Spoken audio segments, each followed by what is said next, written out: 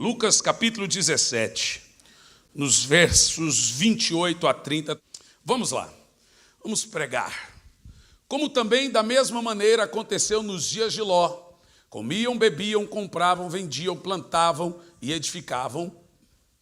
Mas no dia em que Ló saiu de Sodoma, choveu fogo do céu e enxofre e consumiu a todos. Preste atenção no texto.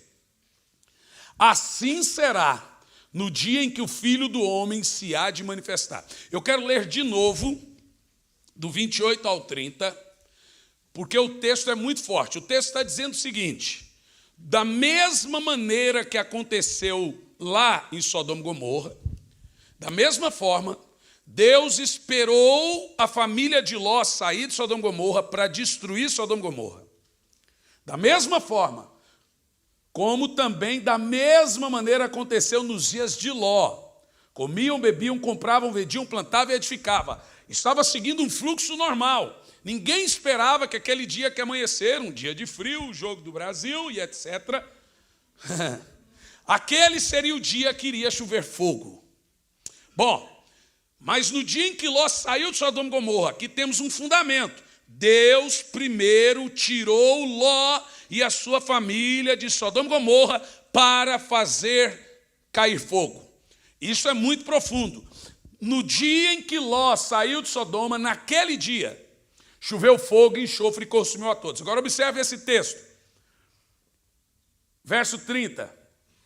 Assim, desse jeito, dessa mesma maneira, será no dia em que o Filho do Homem há de se manifestar. Senhor, então, estamos aqui para ouvir a Tua palavra e aprender do Senhor. Fale conosco, Pai, em nome de Jesus. Meus amados irmãos, existe um termo na Bíblia, esquecido em nossos dias, que é o termo arrebatamento. Alguns anos atrás, eu tive um sonho. E eu ia pregar num congresso. E eu perguntei ao Senhor o que eu deveria pregar naquele grande congresso de pastores. Eu não tinha mensagem para pregar. Quando a gente diz assim, não tinha mensagem, nós estamos dizendo que não temos o esboço. Eu tenho quase 3.000 esboços no iPad. Eu não tenho o tema. Deus nunca me disse, prega essa mensagem. Ele me disse, prega sobre isso. Dentro daquele tema que Deus me dá, eu tenho um monte de mensagens. Deus me dá o tema. E eu queria que Deus me desse o tema, mas Ele não me dava. Eu tive um sonho. Nesse sonho, eu estava com um querido discípulo que se chama Albert, que viajava comigo na época, e ele olhou assim para mim e disse, pastor, o senhor já está indo para o culto? Eu falei, estou indo, Albert. Ele falou, com qual sapato o senhor vai? Eu falei, Albert, eu não sei. Vai lá e compra um sapato novo para eu ir para o culto. Diz que o Albert saiu do hotel e foi atrás de um sapato novo. E ele não achou o sapato novo. Ele voltou e disse, pastor, eu não achei sapato para comprar. E agora, Albert? Pastor, sugiro que o senhor vá com o sapato velho. E eu acordei. Falei, Albert, eu tive um sonho, cara. Que no sonho você mandou eu ir para o culto com o sapato velho. E eu fui pedir de Deus discernimento. Sapato na Bíblia é a pregação do Evangelho. Formosos são os pés dos que pregam a palavra. Falei, você sabe que o Deus está me dizendo que é para eu ir para esse grande congresso com a mensagem do sapato velho? Falou, mas o que é a mensagem do sapato velho? Falei, o sapato velho é um sapato esquecido. Quase ninguém quer mais falar do tema. Poucas são as igrejas que abordam esse tema. Alguns não querem errar por ser um tema tão complexo. Hoje nós temos tantas coisas que falamos e esse tema, de fato, é muito esquecido. Nem todos os pastores não falam por desonestidade. Boa parte não falam porque não dominam o assunto. É um assunto, de fato, complexo. Mas nós encontramos na Bíblia essa doutrina, e eu quero que os senhores prestem atenção, porque a mensagem do retorno de Cristo, ela está dos 27 livros do Novo Testamento, ela está em 24. Ela só não está em Gálatas, Filemão, 3ª de João e Filipenses. Ela está em 24 livros. Ela só não está em Gálatas, Filemão e 3ª de João. Desculpa. Deixando claro que a mensagem do retorno de Cristo era o principal tema dos apóstolos no Novo Testamento. É um tema tão importante, tão imponente, que os apóstolos criam que Jesus iria voltar na época deles. Eu quero aqui nesses 2 dias deixar você com uma mensagem na sua cabeça: Jesus vai voltar no nosso tempo. E eu quero te provar aqui nesses dias, em uma leitura profunda da Bíblia, que nós somos a geração que vai ver Jesus voltar. Mas tem como nós sabermos disso? É claro que tem. Inclusive a Bíblia sugere que você tenha que saber quando Jesus volta. Irmãos, nós não saberemos o dia e a hora, mas o tempo e as estações é uma obrigação de cada crente saber o período do retorno do Senhor. O próprio Senhor Jesus disse: fariseus hipócritas, sabeis discernir tempos e estações, e não sabeis discernir o tempo em que o Filho do Homem há de retornar? A Bíblia compara o retorno de Cristo a um grande sinal. Que grande sinal é esse? Uma mulher grávida prestes a dar à luz. Uma mulher, ela não sabe o dia e a hora que ela vai dar à luz, mas ela sabe o tempo e a estação que ela vai dar à luz. E quando vai chegando a hora, ela sabe até o dia. Como que ela vai saber? Pelas contrações, que a Bíblia chamou de dores de parto ou sinais. À medida que se aproxima o retorno do Senhor, a igreja... Os irmãos terão que ter um pouco de paciência, estou muito gripado. Lá em Curitiba está fazendo 3, 4 abaixo de 0. Por isso que aqui 14, 15 para mim está bom. Para você está frio, né? Para mim está excelente. Eu faria o culto sem camisa. Não, porque seria uma visão ridícula. Mas... obrigado, Senhor, por esse obrigado. Então, irmãos, a mensagem do retorno de Cristo, olhem bem para mim, é a principal pregação para a igreja militante. Quando eu falo igreja militante, a igreja trabalhadora, a igreja que milita a causa de Jesus. Nem toda a igreja é militante. Então, nem toda a igreja está esperando Jesus voltar. Nós podemos tirar por base aí essa questão toda política que temos no Brasil. Tem os militantes do PT que estão esperando o Lula sair da cadeia. E tem os petistas que estão esperando ele sair, mas não estão militando a causa. Quando a Bíblia chama a igreja de igreja militante, é aquela igreja que trabalha para que Jesus volte, de tal forma que nós podemos apressar a sua vinda. Como que nós apressamos? Uma das maneiras de apressar a vinda do Senhor é ganhando almas, para que o evangelho seja anunciado em todas as nações, e então virá o fim. Assim nós apressamos a vinda do Senhor. Dentro disso, nós temos uma palavrinha que é mencionada na Bíblia, chamada arrebatamento da igreja. Ora, deixa eu explicar para os senhores a parte chata ainda do sermão. O que é isso? Hoje nós temos parte da igreja que crê que Jesus vai voltar antes de 7 anos de tribulação. São chamados os pré-tribulacionistas.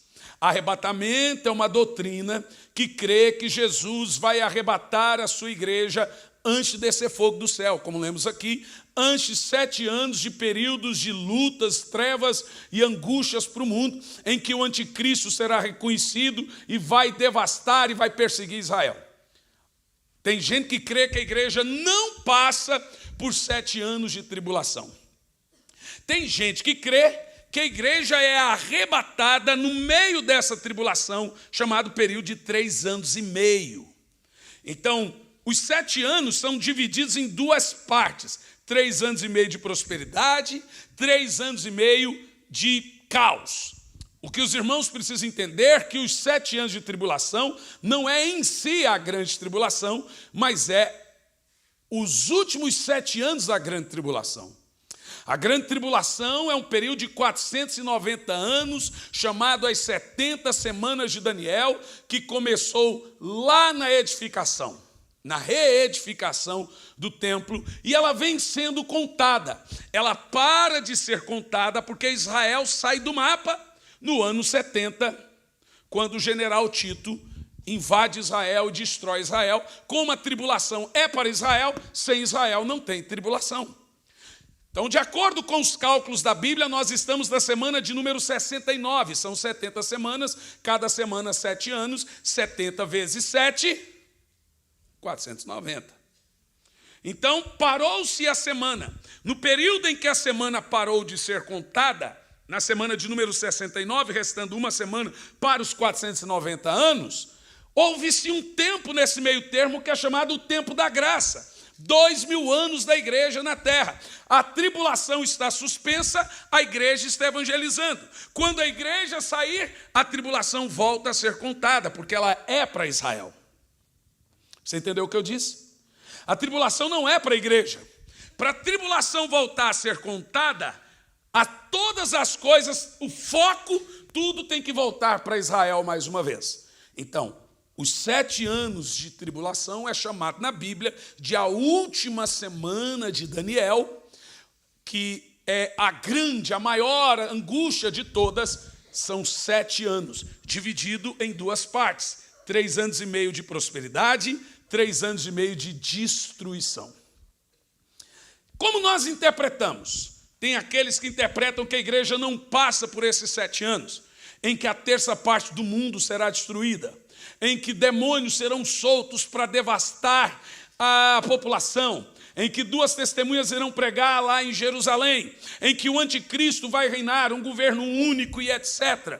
Tem gente que crê que a igreja não estará na terra nesse período. Tem gente que crê que ela estará na terra até os primeiros 3 anos e meio. E tem gente que crê que a igreja passa por todo o período de 7 anos de tribulação. Como sou eu que estou pregando, eu vou pregar como eu creio. Agora, o que você precisa entender, teologia não é uma ciência exata, é uma ciência interpretativa. Se você crer diferente, joga o que eu falei fora. O que eu falei? Apenas essa parte de antes ou depois, e não o resto. Todo mundo crê que Jesus vai voltar. A discussão é se ele vai voltar antes de 7 anos de tribulação ou depois de 7 anos de tribulação. Bom, senhores, eu não acredito que a igreja passa por um período tribulacional. E eu gostaria de mostrar para você que o arrebatamento é uma mensagem justamente, tremendamente poderosa, pelo fato da igreja ser preservada da ira vindoura. Mas alguém diz, pastor, e os irmãos que estão sendo perseguidos? Bom, justamente por isso que eu não creio. Eles já estão passando, morrem-se por ano 50 mil cristãos. Eles já estão passando um tipo de tribulação. E nós não vamos passar? Bom, o que você precisa entender sobre o cumprimento profético, como escrevi em meu livro. Também em um simpósio em Antuérpia, na Bélgica, com 11 preletores, cada preletor tinha 3 horas para falar sobre o tema. Eu falei sobre o tema em 3 horas e 10. Era 3, eu comi 10 minutos ainda. A minha tese foi justamente sobre o fato de que todas as profecias bíblicas do final dos tempos estão se cumprindo hoje, simultaneamente em todo o globo. Então você tem profecias como apostasia. Que apostasia? É o grupo de crentes abandonarem a fé. Apostasia é abandono. Apostasia é abandonar a sua crença. É não querer mais congregar. Temos também profecias como falsos profetas. Temos também profecias como escândalos. Temos também profecias que o amor entre os irmãos da igreja. Agora observe os irmãos, que quando Jesus disse que o amor entre muitos iria se esfriar, não é o amor do mundo, ok? A palavra amor ali é amor ágape. É o amor entre os irmãos dentro da igreja, uns pelos outros, iriam esfriar. Profecias como essas. Mas também temos profecias como perseguições a cristãos por causa do nome de Jesus, que eles seriam mortos, assassinados e até presos por simplesmente crer em Jesus. Se vocês perceberem, todas essas profecias que eu mencionei agora estão se cumprindo em todo o globo simultaneamente. Nós também temos uma outra profecia, um grande derramar do Espírito Santo. Então você veja, Analisa comigo, assistindo os telejornais. Nesse exato momento, nós temos parte do globo vivendo o grande derramar do poder. Nesse exato momento, nós temos parte do globo vivendo uma grande apostasia da fé. A Europa já não vai mais na igreja. E o Brasil caminha para isso. Nesse exato momento, nós temos parte da igreja vivendo escândalos absurdos. Nesse exato momento, nós temos parte da igreja sendo engoldadas por falsos mestres e falsos profetas. Nesse exato momento, nós temos crentes processando crentes, crentes brigando com crentes, crentes odiando crentes, apostasia, o esfriamento do amor, filhos matando pais, crentes. Nesse exato momento, nós temos exatamente, senhoras e senhores, todas as profecias se cumprindo agora. Em parte do globo, nós temos morte e perseguição aos cristãos. Em parte do globo, nós temos falsos profetas. Em parte do globo, nós temos apostasia. Em parte do globo, nós temos avivamento. Tudo isso está acontecendo no momento coeso, tudo junto. Ou seja, não imagine você que essas profecias devem acontecer separadamente. Agora é a hora disso. Não. Essas profecias já estão acontecendo. Perseguição a cristãos. Escute bem. Hoje morre ou prende-se mais cristãos do que na época do Império Romano. São 50 mil cristãos assassinados por ano. Nós temos mais campos de concentração de cristãos do que de qualquer outra guerra. Nós temos campos de concentração de cristãos na China, absurdos, e na Coreia do Norte é assustador. Nos países árabes, então, você não tem noção. Ou seja, todas as profecias bíblicas que comprometem a vinda do Senhor, a partir disso, todas elas estão se cumprindo agora. Literalmente, irmãos, nós estamos andando sobre páginas da Bíblia. Se você observar, já tem negociações para a construção do terceiro templo. Já tem negociações para... e a negociação é essa, viu? Eu estava vendo agora que o genro de Donald Trump, a negociação dele é a seguinte. Assumimos que Palestina é um Estado e deixamos Palestina ser Estado e podemos construir o nosso templo. É uma ótima negociação. A Palestina vai amar essa negociação. Então veja bem, todas as coisas hoje estão apontando para o retorno de Cristo. Existem coisas que você não sabe, mas que está apontando para o retorno de Cristo. E eu posso lhe afirmar coisas que você ficará surpreso aqui, é que Jesus só pode voltar nessa última geração. E eu lhe explico, preste atenção. Quando nós estudamos os 66 livros da Bíblia, você vai perceber que a Bíblia é como uma maçã. Pega uma maçã e parte ela em 10 pedaços. Chamamos esses 10 pedaços de 10 doutrinas. Essas 10 doutrinas são entendidas de 3 maneiras: literal, tipológica e simbólica. Dentro dessas 10 doutrinas, são entendidas dessas 3 maneiras, lá dentro se lê sobre o fundamento dos 7. Funciona assim: a Bíblia é constituída de 7 juízos, 7 alianças, 7 dispensações, juízos, alianças e dispensações e 7 eras.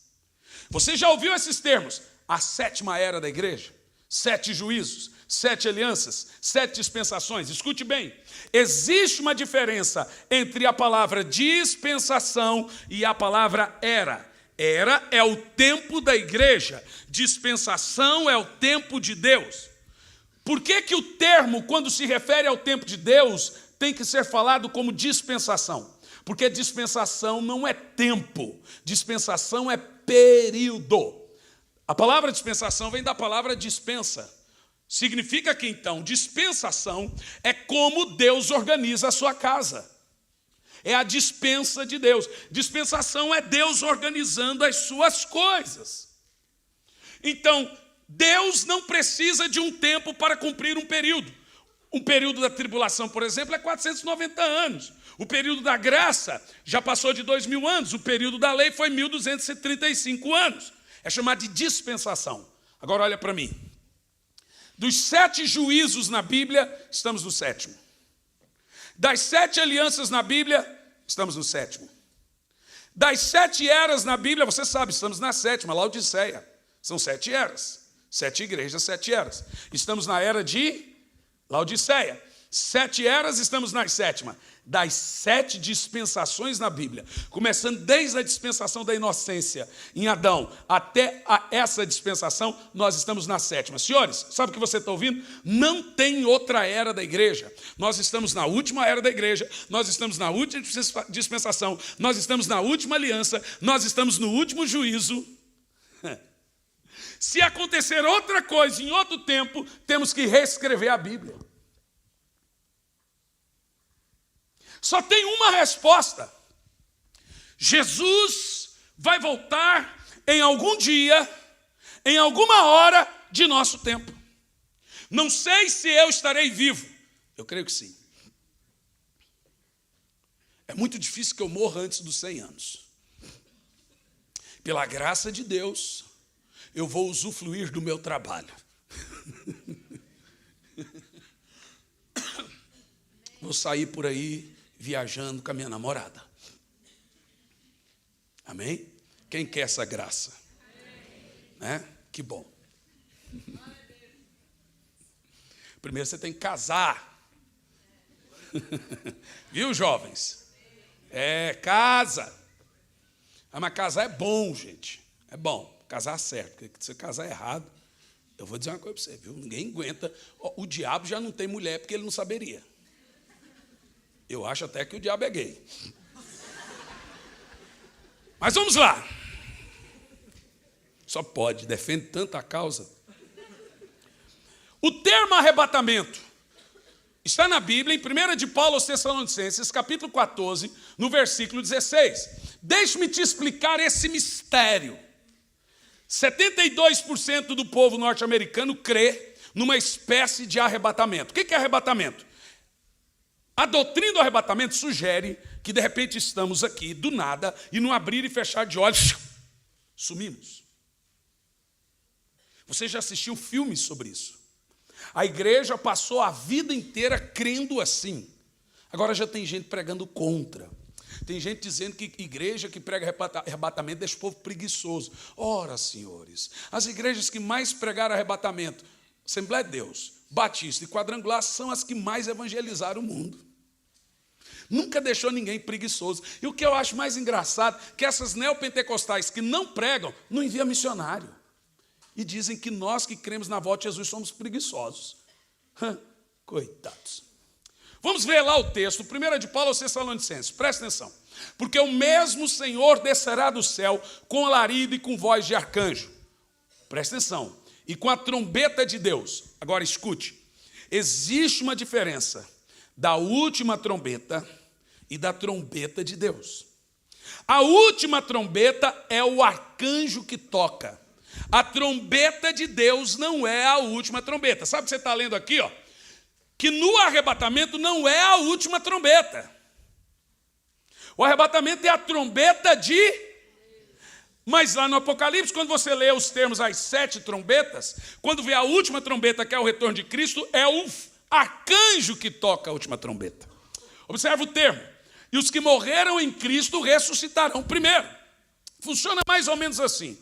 Toda pessoa que tem Jesus, que recebeu Jesus, se morre hoje, ressuscita no arrebatamento. Quem não tem Jesus, se morre hoje, ressuscita só depois do milênio, no juízo final. Ele passa todos esses eventos, ele passa 1000 anos, ele passa tudo e ele ressuscita no juízo final. Quem morre com Cristo, ressuscita no dia do arrebatamento. Diz a Bíblia que os que morreram em Cristo, no dia do arrebatamento, ressuscitam primeiro. E depois nós. 17. Depois nós, os que estivermos vivos, seremos arrebatados com esses que ressuscitaram nas nuvens. Olha que coisa bacana. Quem está com Cristo e morreu, quando a trombeta de Deus tocar, e trombeta é a voz. A Bíblia diz que a voz do Senhor é som de trombeta. Quando o Senhor falar, vinde benditos, o que morreu em Cristo ressuscita. no mesmo período, no mesmo momento, nós que estamos vivos, somos arrebatados e encontramos com aquele monte de irmãos lá nas nuvens. Mas sabe que esses dias eu fiz uma pergunta, vou fazer, não teremos resposta para ela. Vou tirar a certeza que você tem e vou pôr a dúvida que você não tem. Imagina o cara que casou 3 vezes.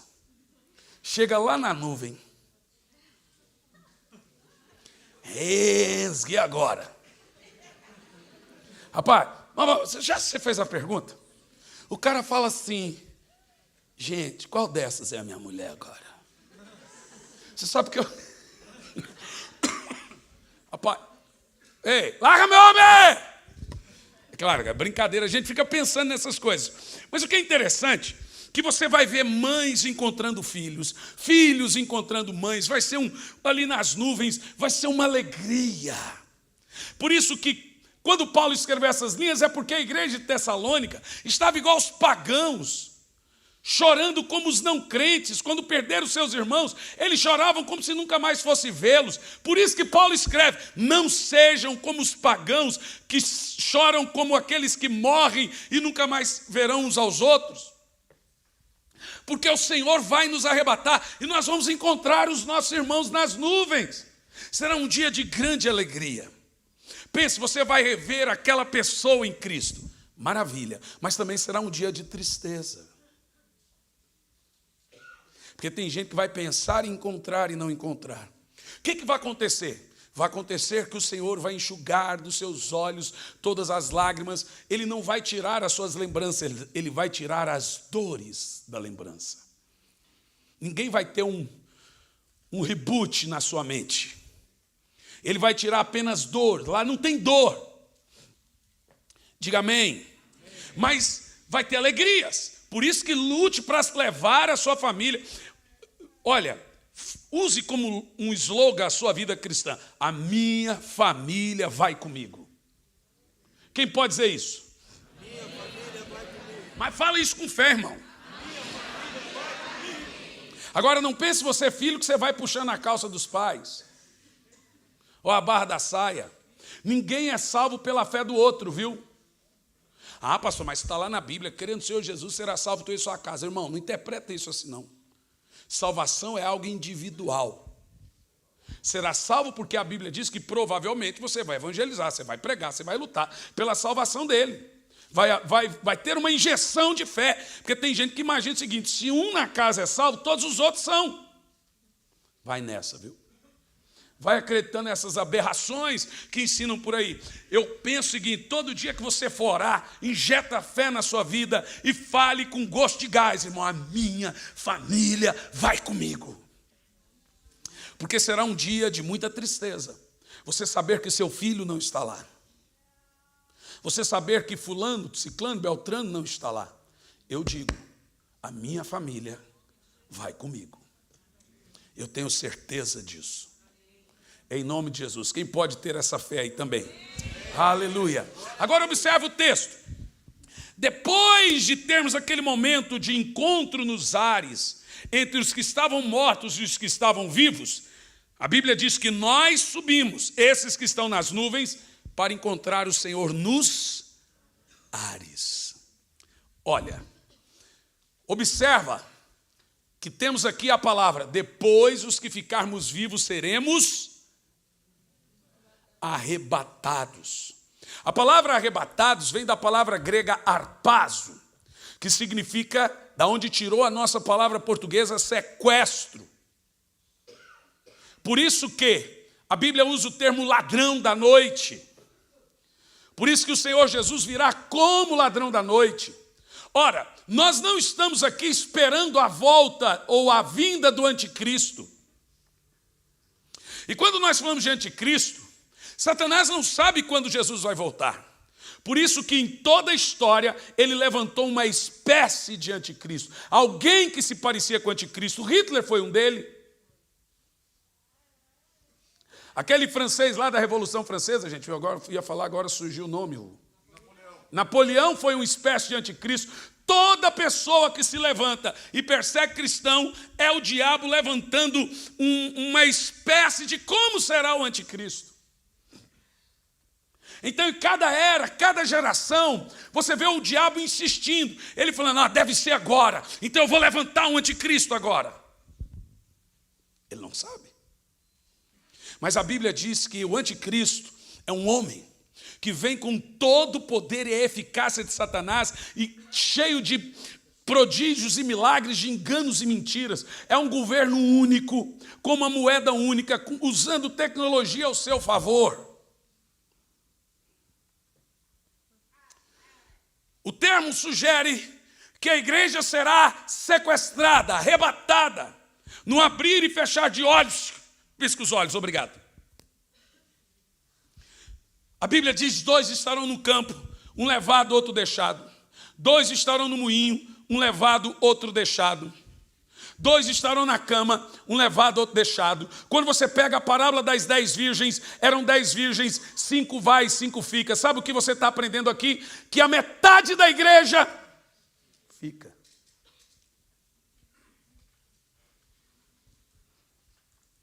Nós estamos vivendo dias que Deus irá levantar uma igreja de dentro da igreja.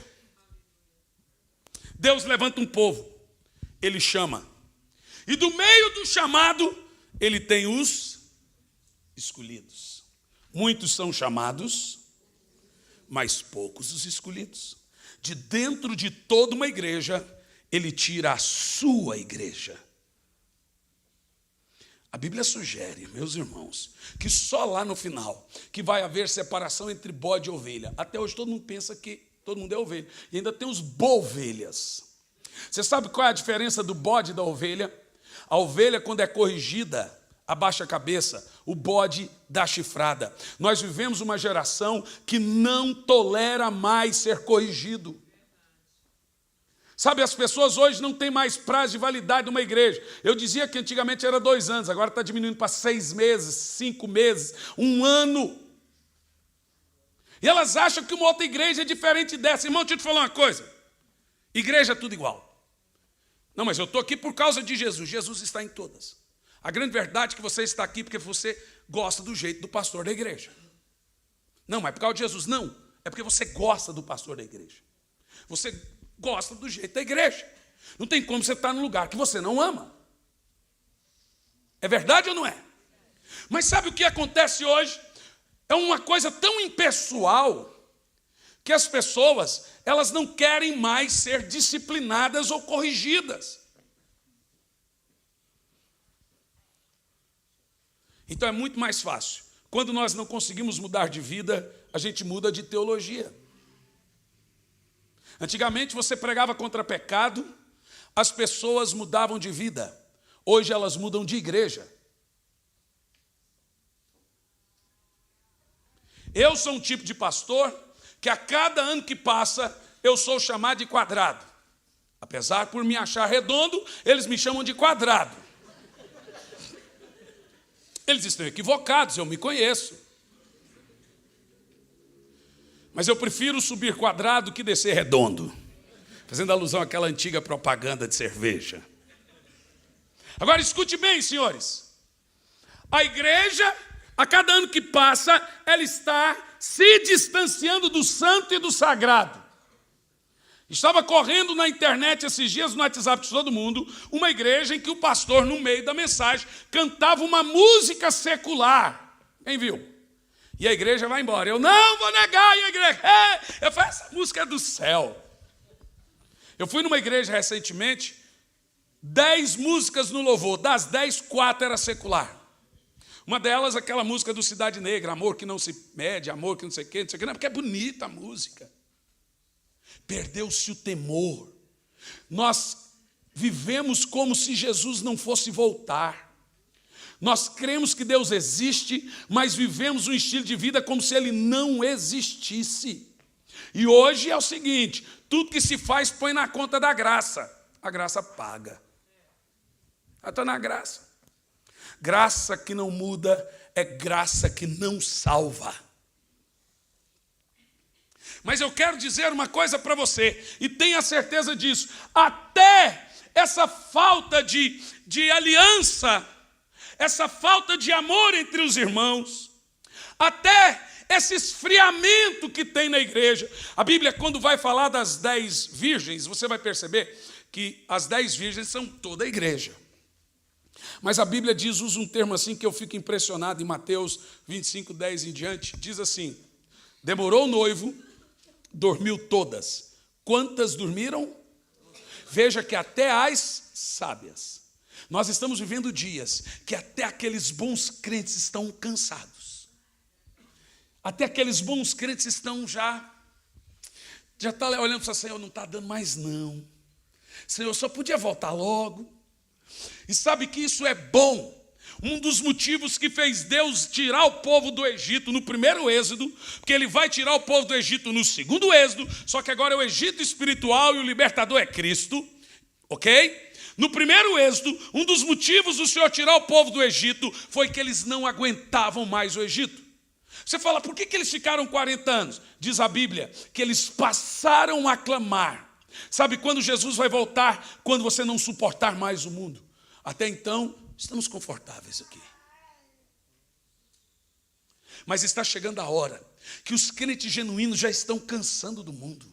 Já estão cansando dos pecados, cansando de assistir os telejornais, cansando da corrupção, cansando das mentiras, cansando das traições, cansando das doenças. Fala, Senhor, não está dando mais. Poxa, a cada dia que passa, eu vejo crentes dizendo, Jesus podia voltar logo, né?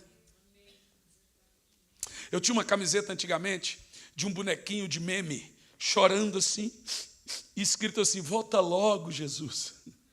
Era a camiseta mais vendida nossa. Porque é assim que eu vejo os crentes genuínos, aqueles também que já estão cansados. O cansaço está batendo à nossa porta. A exaustão.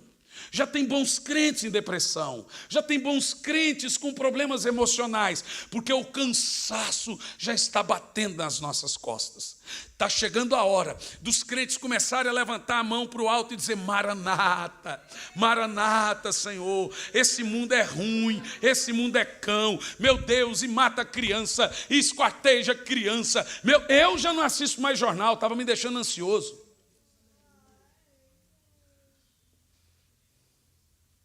É tanta coisa que estava me deixando assim muito ansioso. Já não acompanho mais política que estava me deixando ansioso. Eu quero ter saúde emocional, irmão, eu quero ter saúde mental. Você começa a ficar meio paranoico. Por quê? Porque o jornal está mentindo? Não, porque é o mundo. Mas a Bíblia diz que o Senhor está vindo para a sua igreja, que o Senhor está vindo para o seu povo. Por isso que nós temos o arrebatamento, um evento singular. E esse evento é mais ou menos assim, todos nós que estamos em Cristo seremos tomados, no abrir e fechar de olhos. Quando é que vai acontecer isso? Numa hora e no momento em que você não esperava. Por isso usa-se o termo ladrão da noite. Quando é que o arrebatamento vai acontecer? Põe a 2 de Paulo aos Tessalonicenses, capítulo 2, a partir do versículo 6, o apóstolo, vamos ler a partir do versículo 1. O apóstolo Paulo vai deixar muito claro para nós quando é que o arrebatamento vai acontecer. Quem quer ler comigo? A partir do verso 1. Ora, irmãos, rogo-vos pela vinda de nosso Senhor Jesus Cristo e pela nossa reunião com Ele. Do que Paulo vai falar agora? A vinda do Senhor e a nossa reunião com Ele. Pode continuar, vai indo. Que não vos movais facilmente do vosso entendimento, nem vos perturbeis, quer por espírito ou palavra, quer por epístola, como de nós, como se o dia do Senhor já estivesse perto. O que Paulo está falando para o povo daquela época? Eles pensavam que Jesus ia voltar no tempo deles. Então agora Paulo vai falar assim, gente, não é no nosso tempo, é no futuro. Ele vai ensinar, e o que Paulo vai dizer aqui agora é quando Jesus vai voltar. Porque o povo naquela época imaginava que ele ia voltar naquela época. Só que Paulo, tão revelado, ele diz, eu vou dizer quando é que Jesus vai voltar. Você quer ver? Ninguém de maneira nenhuma vos engane, porque não será assim antes que venha a... Sabe o que Paulo está falando? Nenhum crente aqui está abandonando a fé. Jesus vai voltar numa época em que crentes já não irão querer mais ir para a igreja, vão abandonar a fé. Só no Brasil nós temos 7 milhões de desigrejados. É aquelas pessoas que acham que têm o direito de não ir na igreja porque está ferido com a igreja. Eles são feridos no mundo, mas não saem do mundo.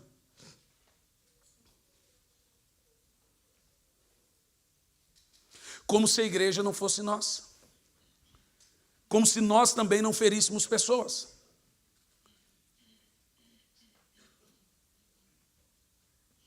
A igreja, irmão, é uma grande arca de Noé.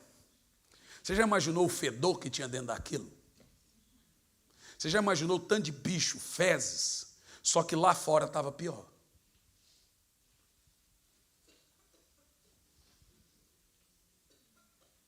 Entendeu o que eu disse? Dentro da igreja tem muita dor, traição, mas lá fora é pior.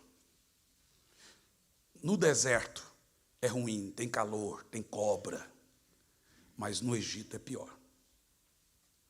Nós saímos do Egito, estamos no deserto e indo para o céu. Só que no deserto chove pão, no deserto sai água, no deserto tem coluna de fogo de noite, coluna de nuvem de dia. No deserto Deus fala pessoalmente com o seu povo.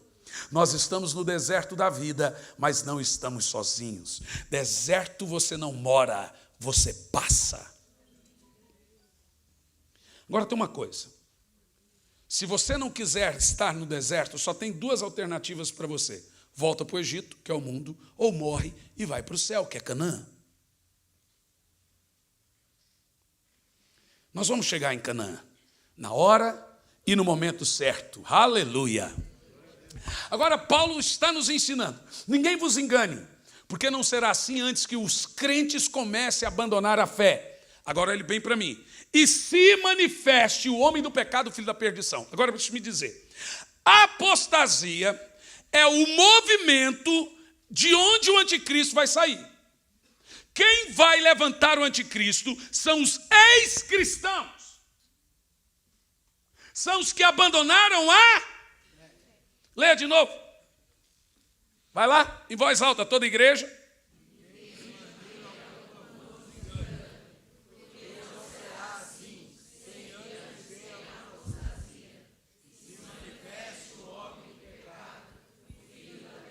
E por quê? Porque esse homem do pecado, filho da perdição, ele é um místico, cheio de poder, sinais e maravilhas.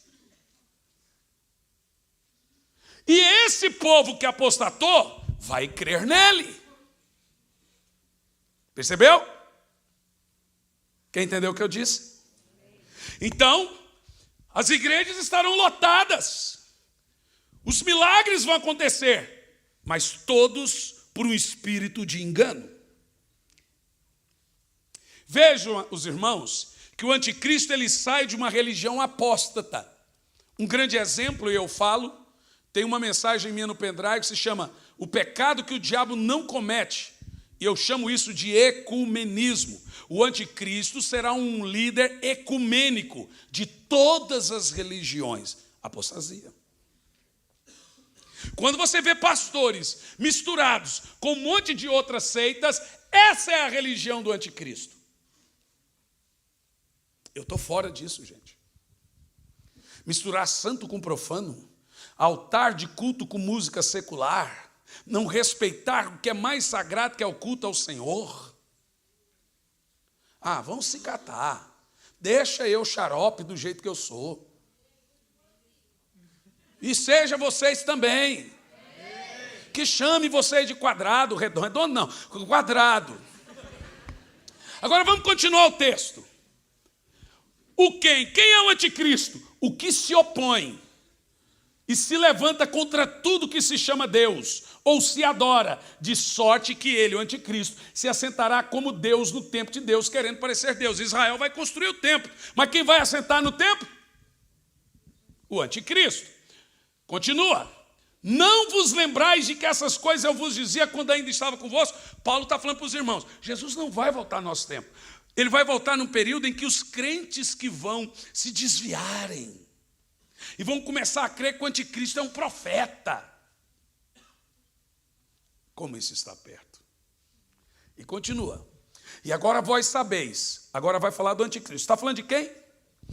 Agora vós sabeis o que o detém, para que o seu próprio tempo ele seja manifestado. Quem é que está detendo o anticristo? Vamos ver agora. O anticristo é o líder. O mistério da injustiça opera. Quer dizer, desde a época de Jesus já tinha um mistério da iniquidade. Jesus foi crucificado por um espírito do anticristo. Está dizendo aqui, ó, o espírito do anticristo é diferente do anticristo. O espírito do anticristo é que se opõe contra a Bíblia, se opõe contra Deus, se opõe contra tudo. Ele já está na terra.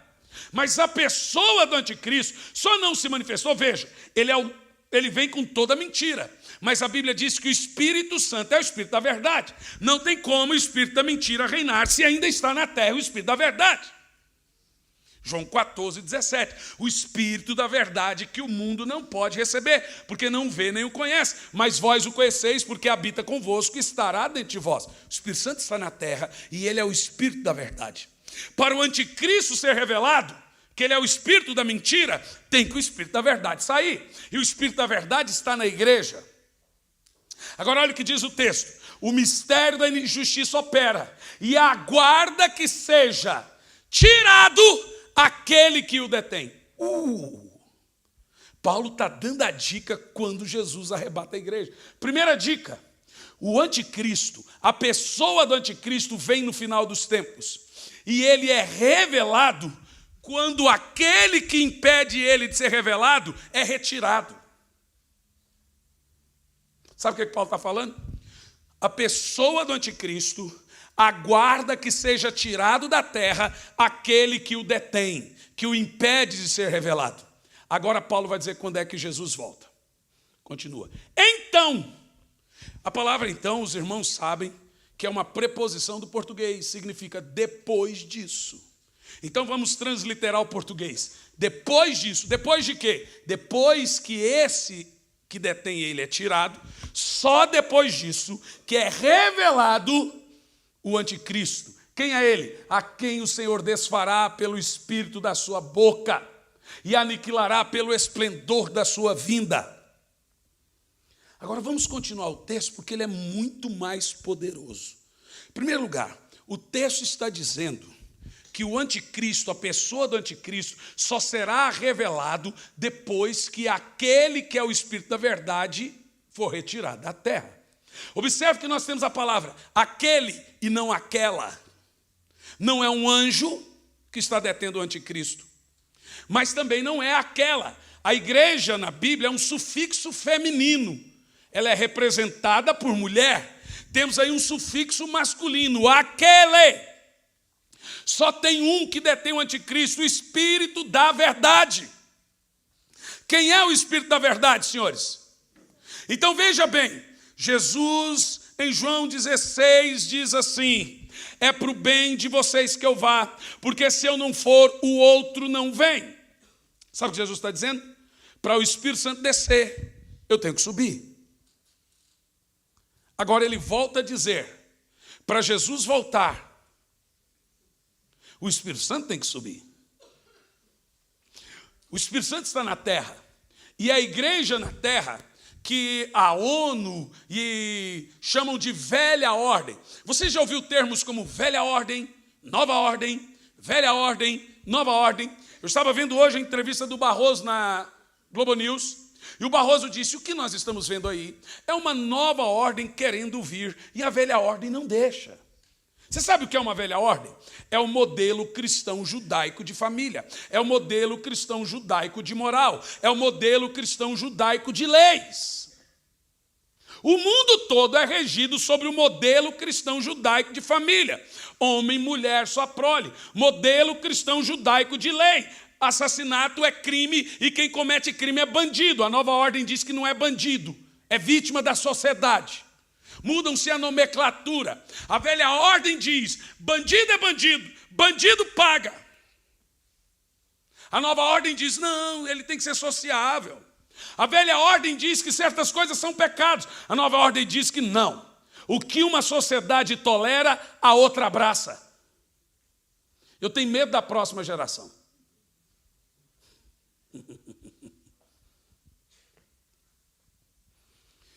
Então a velha ordem, ela precisa ser tirada para que a nova ordem seja implantada. Então você já ouviu o termo New Order, nova ordem. A nova ordem quer tirar tudo que é da Bíblia, tudo que é de Deus se opõe, nós lemos ali, em tudo que é de Deus ele se opõe. É o poste fazendo xixi no cachorro. Então 2 mulheres esquartejam um garoto, a mídia não fala nada, porque eram 2 lésbicas. Agora 2 gays esquartejam um menino porque ele se recusou a se vestir de menina. Menino de 10 anos. Você não viu uma matéria, você vê em jornal online, porque é a nova ordem. Então você não pode queimar a fita da nova ordem.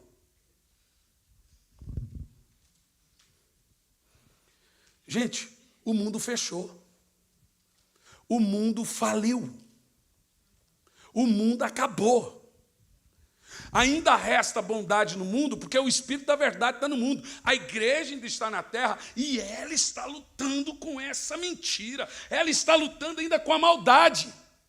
Enquanto a igreja estiver na terra, haverá luz.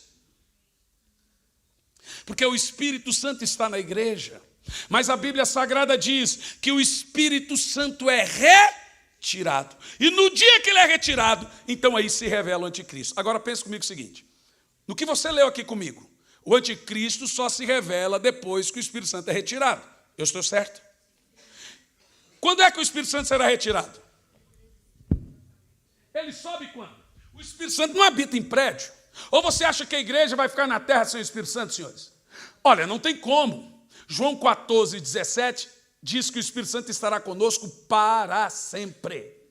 Nunca mais perderemos ele. Não tem como separar o Espírito Santo do crente mais. Ele só pode sair se a igreja sair. A Bíblia diz que o Espírito Santo vai sair. E só depois que ele sair, o anticristo será revelado. Então veja bem, eu não estou esperando o anticristo. Eu estou esperando o Cristo. Eu não estou esperando conhecer o anticristo. Eu estou esperando ver o meu Senhor nas nuvens.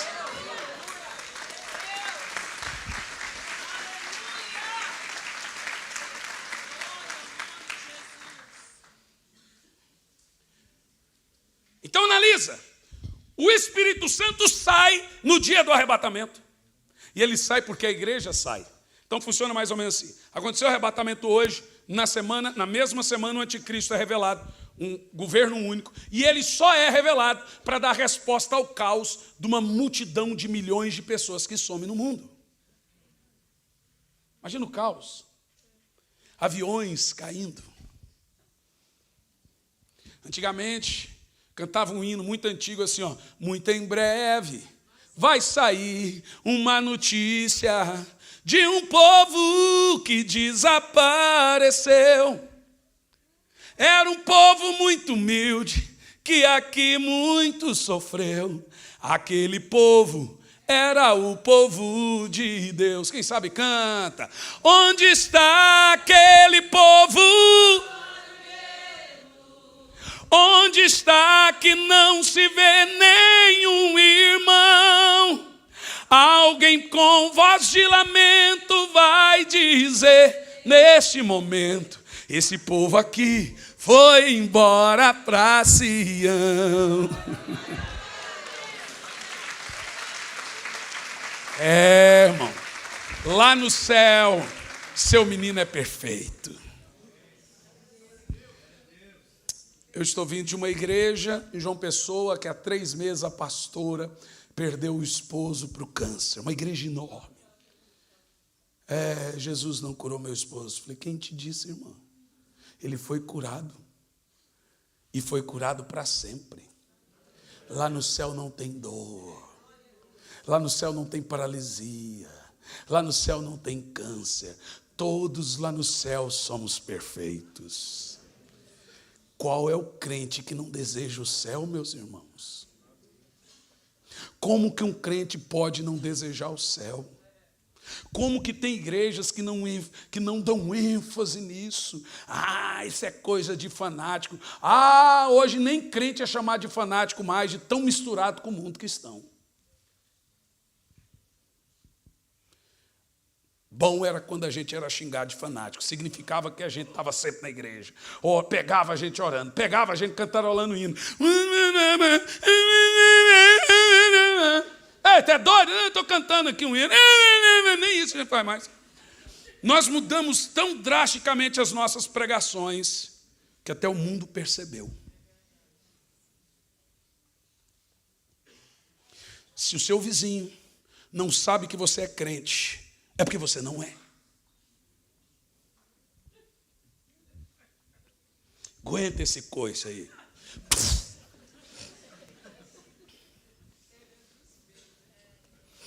Meus irmãos, todo crente salvo, porque você sabe que tem crente que não é salvo. Tem crente que teve um encontro religioso e não um encontro com Cristo.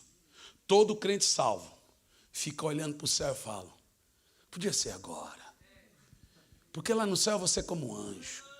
Então eu vou ficar pulando do sol para a lua, da lua para Júpiter, para lá. O que eu vou ficar fazendo na eternidade? Viajando nos planetas. Você acha que não, irmão? Você não lê Bíblia, cara. Ou você não vê que tem anjo que mora no sol? Está lá na Bíblia. Tem anjo que mora na lua. Você fala, não, será que é um menininho? Imagina, nós temos tanta coisa para conhecer nesse universo, né? Que coisa tremenda. A Bíblia diz que aqueles que esperam no Senhor só nessa vida são os mais miseráveis de todos. Meus irmãos, Jesus está vindo. E um dos sintomas que Jesus está vindo é que a gente está frio contra essa verdade. Há um texto de Jesus que me deixa assim preocupado. Diz assim, quando o Filho do Homem vier, Jesus para. Quando o Filho do Homem vier, achará fé na terra? Eu vou transliterar na versão original. Quando o Filho do Homem vier, achará alguém crendo nisso? Crendo que ele vai voltar? Um dos sintomas que Jesus está voltando é que nós não temos... Antigamente você pregava isso, o povo saia do culto chorando. Hoje você prega a volta de Jesus, o povo dorme. Tinha dois tipos de gente que ficava na igreja quando você pregava a volta de Jesus. Os que ficavam com medo e os que ficavam emocionados. Tinha uma outra música da época do pastor Alberto que cantava assim, ó. O mercado está vazio, seu trabalho já parou. O martelo dos obreiros, seu barulho já cessou. Os ceifeiros, quem é esse contralto bonito aí? Mais alto.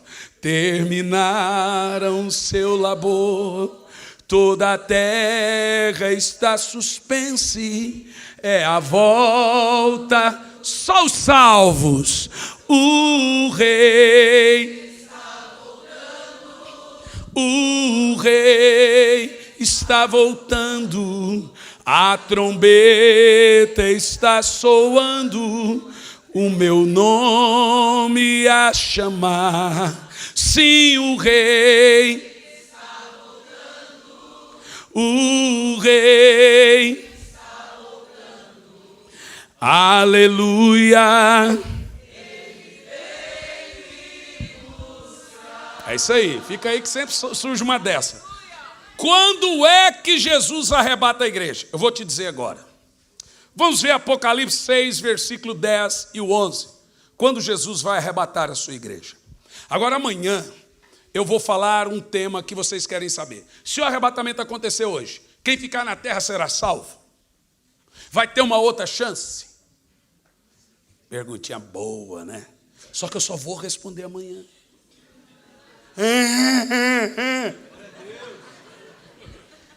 Ó, diz assim, ó. Quando é que vai acontecer o arrebatamento para nós? E clamavam com grande voz, dizendo, até quando, ó verdadeiro e soberano, não julgas e vinga o nosso sangue dos que habitam sobre a terra? Continua. E foram dadas cada um cumpridas vestes brancas, e foi-lhe dito: repouse ainda um pouco de tempo, até que complete. O que, gente? O número de seus irmãos que devem ser mortos como vocês. Quando é que vai acontecer o arrebatamento? Quando completar o número dos salvos. Existe um livro no céu chamado Livro da Vida do Cordeiro. Nesse livro tem um nome e o tanto de salvos. Eu não sei, por isso que eu prego a todos. Mas Deus sabe. Quando o último crente virou a folha, em algum lugar, um último folheto entregue, esse último irmão que está ali, entregar a vida a Jesus, nesse dia a trombeta toca. Você já imaginou se fosse hoje? O rei está voltando. O rei está voltando. A trombeta está soando, o meu nome a chamar. Sim, o rei está voltando. O rei está voltando. Aleluia. Ele vem nos buscar. Jesus está vindo para a sua igreja. Pode acontecer a qualquer momento, irmãos. Pastor, o que precisa se cumprir para o arrebatamento? Existem alguns textos mal interpretados que eu gostaria de desconstruir aqui hoje. Não, pastor. A Bíblia diz que o evangelho do reino tem que ser pregado em todas as nações, então verá o fim. Jesus disse, começando por Jerusalém, Judeia, Samaria e os confins da terra. E aí só depois disso Jesus volta. Bom, senhores, vamos analisar o seguinte, preste atenção. Esse texto está na Bíblia. Mateus 24, 14. Agora, você já imaginou que quando Jesus disse essas palavras, ele estava falando a partir do Monte das Oliveiras? Onde fica o Monte das Oliveiras? Jerusalém. Jerusalém é o centro geográfico da Bíblia. Ao norte é ao norte de Israel. Ao sul é ao sul de Israel. Tem gente que imagina que confins do mundo é África. Confins do mundo é Ásia. Ô cidadão, Jesus estava na Ásia quando usou o termo confins do mundo. Você esqueceu que ele quase nasceu na África? Você esqueceu que ele veio do Egito para Belém? Ou você acha que os confins do mundo é onde? Quando Jesus disse que o evangelho começaria em Jerusalém, Judéia, Samaria e até os confins da terra, então viria o fim? Onde é que você acha que é os confins do mundo? Responde você para mim. Aonde que é os confins do mundo para Jesus? Qual foi o último continente? Aonde é os confins do mundo, irmãos? É aqui, irmãos. Não sei se você sabe, o Brasil era chamado o país do fim, a América Latina era o continente do fim do mundo. O Brasil era chamado de quinto dos infernos, você sabia disso? Você não sabia que era chamado de quinto? Quem sabia? Está na história, o quinto dos infernos. Portugal chamava de quinto dos infernos, porque jogava todos presos. Vai para o quinto dos infernos? Ou então vai para o fim do mundo. Gente, quando o evangelho começou a ser pregado, ele começou em Jerusalém, Judéia, Samaria e chegou aos confins da terra. O evangelho já está nos confins da terra. Ele vai voltar para Jerusalém. Todo o evangelho já passou por todo o globo. Então, sabe o que você está ouvindo? Não tem nenhuma profecia mais para se cumprir para o retorno, para o arrebatamento. Outra coisa. Pastor, mas se o arrebatamento acontecer hoje, vai ser uma lástima. Vai ser um fiasco. A igreja não está preparada. Bom, se você pegar a parábola das 10 virgens, você vai perceber que o Senhor veio quando elas estavam... Ele não veio quando elas estavam preparadas. Você acha que Jesus está numa preocupação? Ei, a Bíblia diz, cuide para que esse dia não vos apanhe de surpresa. Você acha que Deus... Irmão, é você que tem que se preparar. O noivo vai vir, independente se você está pronto ou não. Já vir na hora determinada para ele vir.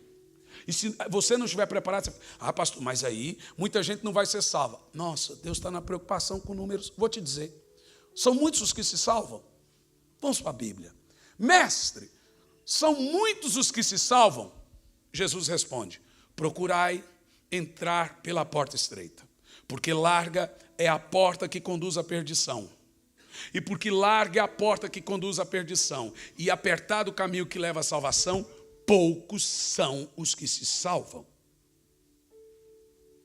Mas pastor, isso é justo? Bom, deixa eu te dizer, tem mais salvo no céu que condenado no inferno. Porque lá no céu não tem distinção entre anjos e homens.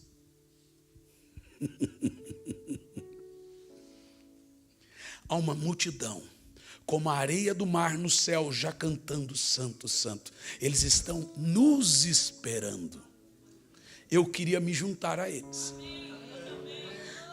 Mas a minha família vai comigo. Eu não quero ninguém casando com a minha mulher.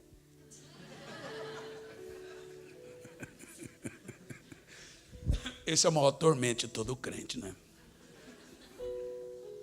A minha família vai comigo. Meus irmãos, nessa primeira noite, amanhã, eu vou trazer um dos temas mais poderosos desse. É aquele culto que você sai chorando. É uma noite de conversão. Posso falar uma coisa?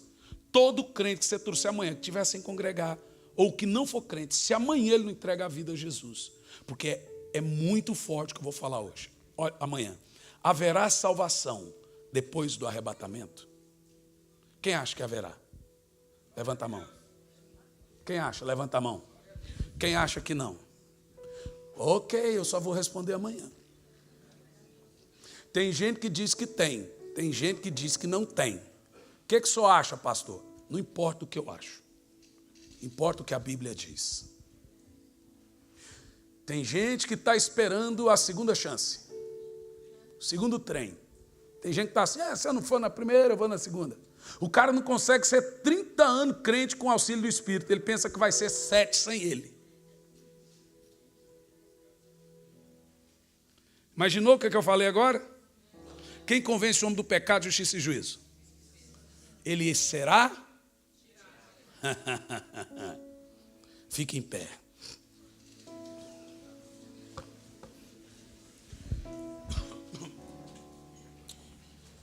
É tão maravilhoso ouvir esse tema. Esse tema é aquele tema que você vai para casa assim com uma esperança. Quer curar a depressão? Prega a volta de Jesus. Você está angustiado? Jesus está voltando. Aleluia. Irmão, dá só, sai lá. Mais perto quero estar, meu Deus, de ti, ainda que seja dor, que me una. Levanta as suas mãos como um lindo coral de santos. Sempre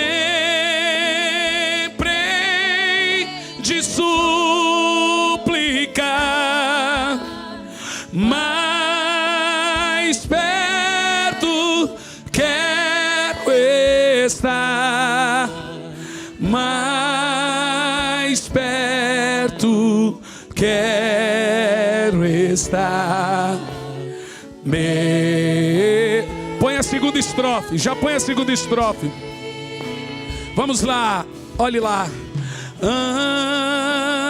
Andando, levante as mãos e cante. Na solidão, paz e descanso, seus braços dão. Aleluia, nas trevas vou sonhar, nas trevas. Cante como um salvo.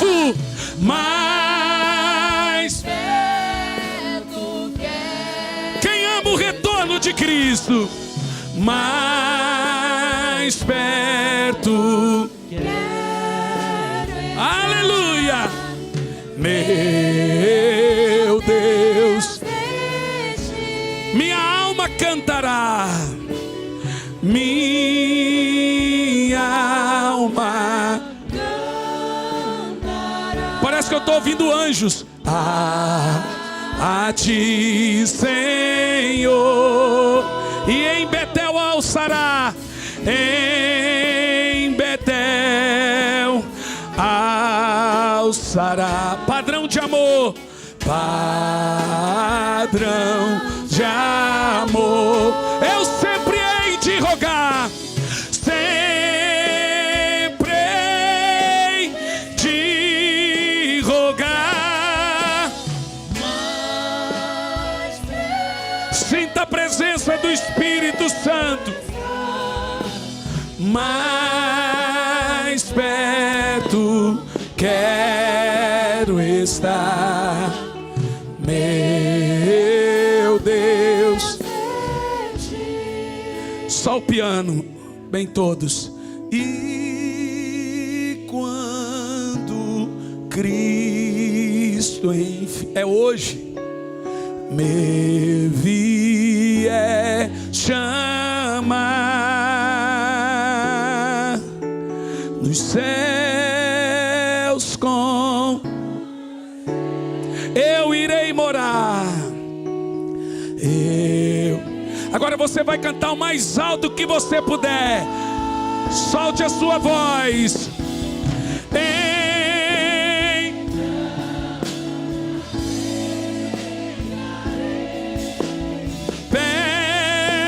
Perto de ti, meu rei.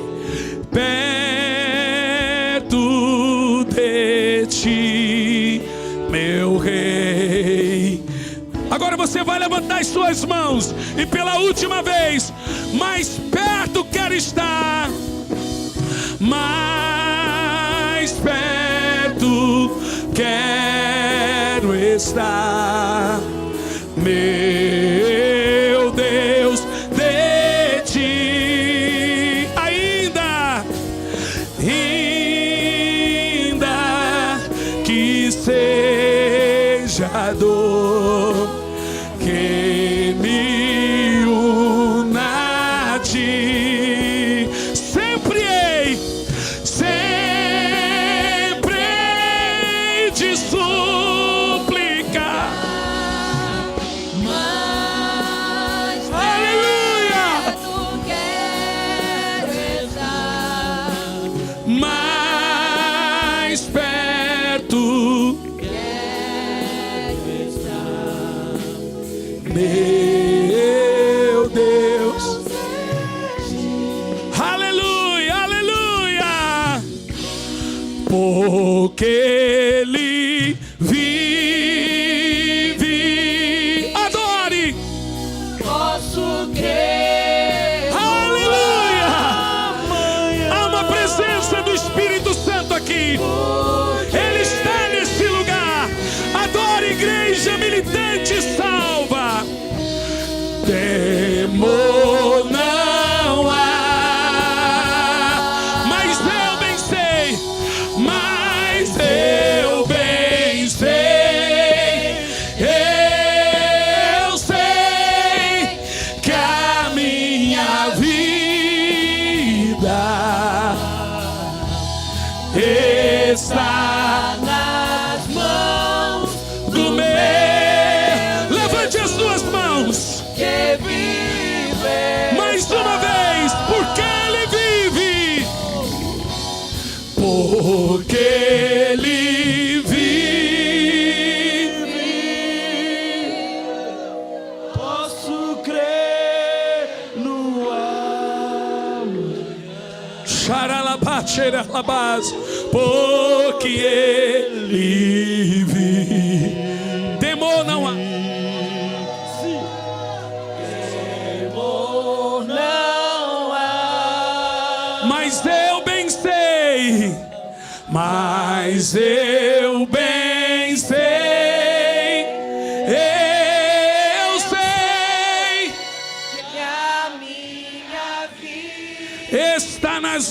mãos do meu Jesus. Está nas mãos do meu Jesus. que vive. Vamos terminar cantando mais alto, porque Ele vive. Porque Ele vive.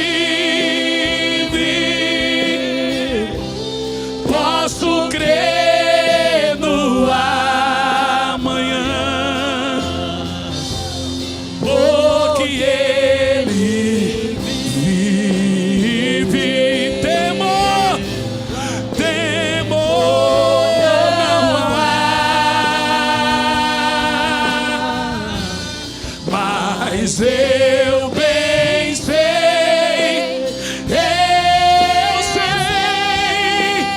que a minha Vida está nas mãos do meu Jesus, que vive está. Eu vou fazer isso aqui, ó. Pastor, eu quero entregar minha alma e minha vida a Jesus nessa noite. Aonde você está, você vai levantar a mão que eu quero orar por você. Quem aqui quer entregar a sua vida a Jesus? Levanta a mão que eu quero orar. Levanta a mão quem quer entregar a sua vida a Jesus hoje. Todos que levantaram as mãos, vem aqui para eu orar por você. Venha, venha. Venha, venha. Venha aqui para eu orar. Venha, querido, venha, venha. Todos que levantaram as mãos, vem aqui para eu orar. Aleluia.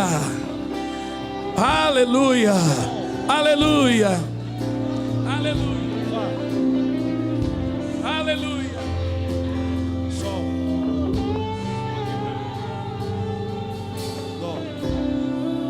Olha, eu tenho outro apelo.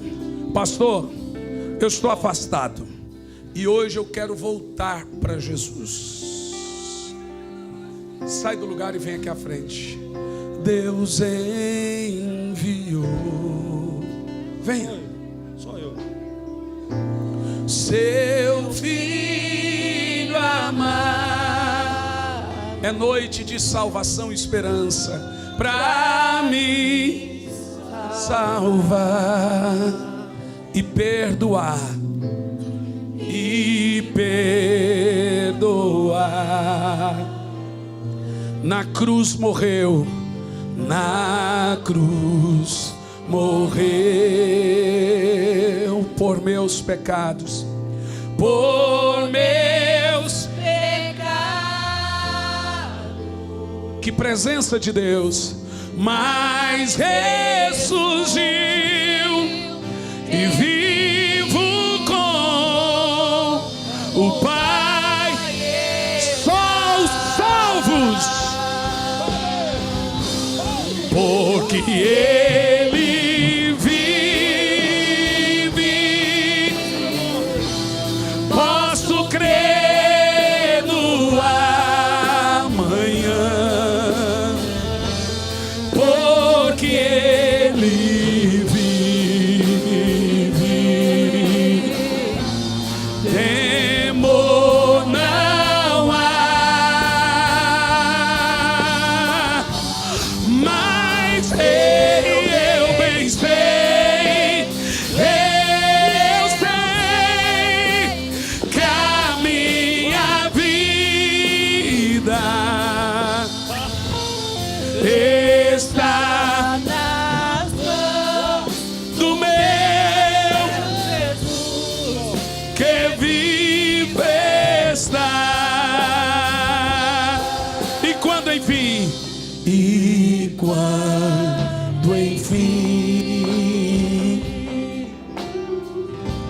chegar a hora. Você está sentindo a presença do Espírito? Em que a morte, Ele está aqui.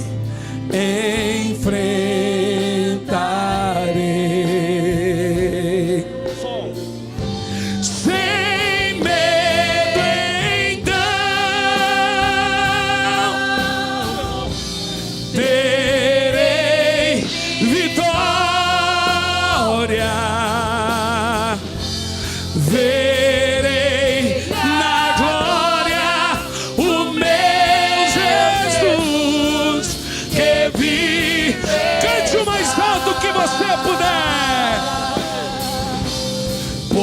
porque Ele vive.